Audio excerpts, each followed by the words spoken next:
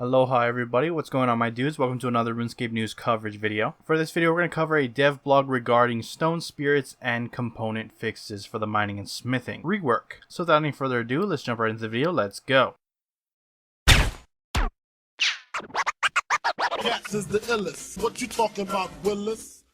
Alright guys, this is coming from both the recent devlog as well as the live stream today. So let's jump into it. First off, stone spirits and drop tables. Currently, stone spirits are roughly around the same exact price as the associated ore, although stone spirits have dropped slightly. But the main reason is because ores aren't worth that much, and stone spirits, in turn won't be worth much either. They say that the net impact on drop tables hasn't really been as impactful as players believe. They've ran the numbers, and worst case scenario, which is a Raxor, was down 4% in average drop value, while Nex was up slightly. That said, they did receive a lot of feedback, basically saying that getting a drop that's worth significantly less than other items on the drop table feels bad, even if it's not having a real impact on GP per hour. So they know a lot of players want them to fix it, either by removing stone spirits from the drop tables entirely, or giving them some sort of new very powerful use that will increase their value. However, they say they prefer to not go down this route if they can avoid it. It's not because stone spirits are precious, it's more so that the low value of stone spirits is really only a symptom of a real problem,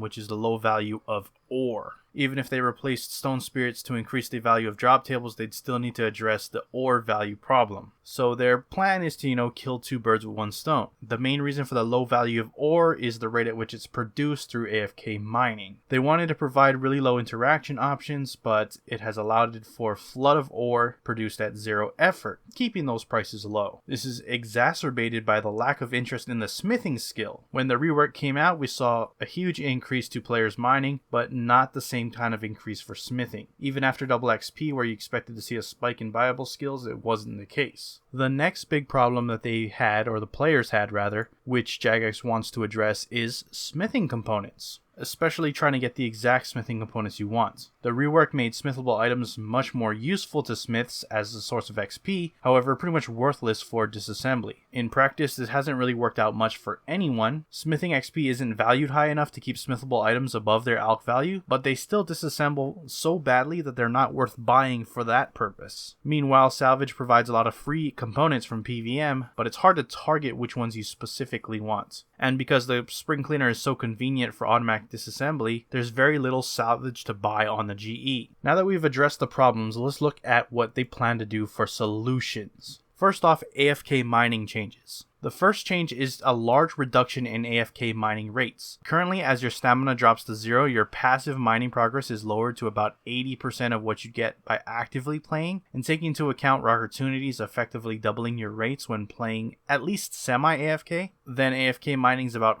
40% as effective as active mining. They're going to be changing that, so 0 stamina mining is about 20% passive mining progress, including opportunities. This means that if you're fully AFK, it's about 10% as effective, which is a fourth-fold reduction in XP and ore. This won't have much impact on anybody who is like semi-AFK. For example, if you only click opportunities, what it will impact is those who are completely AFK, which will only be a quarter as effective as it is now. The aim is to remove the incentives to run multiple AFK accounts, since they won't produce nearly as much ore at all without substantially more work and interaction. This should hugely reduce the flow of ore coming into the game and thus increase its value over time. They say that there already is an in-game way to get around this new penalty to AFK mining, and that is stone spirits. If you're mining while you have a perfect juju potion and you have a stack of stone spirits, every time you mine an ore, you'll automatically refill your stamina to 100%. This means you continue to generate ore AFK if you're prepared to buy stone spirits up front. This should in turn also increase the value of stone spirits.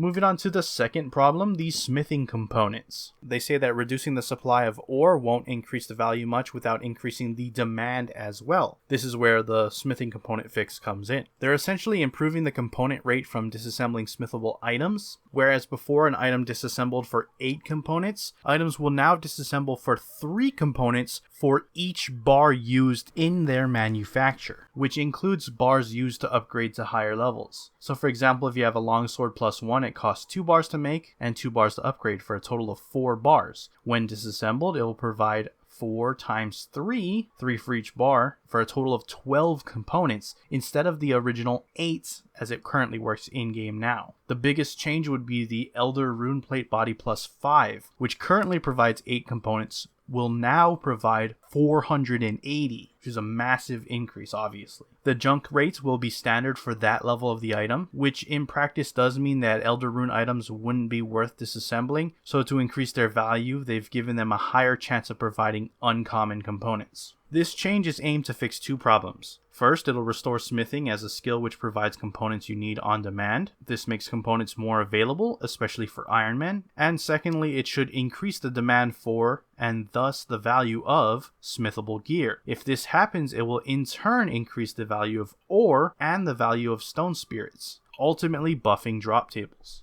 They do close out with a couple of short fixes that they need to implement that will resolve issues created by these 2 major changes. First off, Saren Stones currently exist as an intentional AFK method, which could seriously get nerfed with these stamina changes. So to alleviate that, they're removing stamina from that mechanic entirely at Saren Stones. This means you'll always mine at full rates, which does in turn mean that Saren Stones XP per hour will go up. To compensate for this, you will not get as much ore as before. The second change is that with this huge buff to smithing components, the breakdown perk would be insanely strong. So they're going to be changing it to reflect these new rates. They haven't gone into detail exactly how much they're going to change that perk, but just keep in mind that it's not going to be as effective. On stream, Mod Shawnee did come out with an idea of making it so stone spirits could be in some form or fashion be converted to salvage for disassembly, and Mod Jack initially did like that idea. That doesn't mean that that's how it's going to work or if that's even going to be implemented, but Mod Jack wrote it down and it looks like something that they plan to explore. So I just want to let you guys know about that. And that's pretty much it for these changes to the mining and smithing rework regarding the stone spirits as well as smithable components. Let me know down in the comments below what you guys think about these changes. And with that, I'm going to wrap up the video. If you enjoyed it, hit that like button. If you're not subscribed and you want to stay up to date on all things RuneScape related, then hit that subscribe button. Anyways, I appreciate you watching. I am out. Aloha.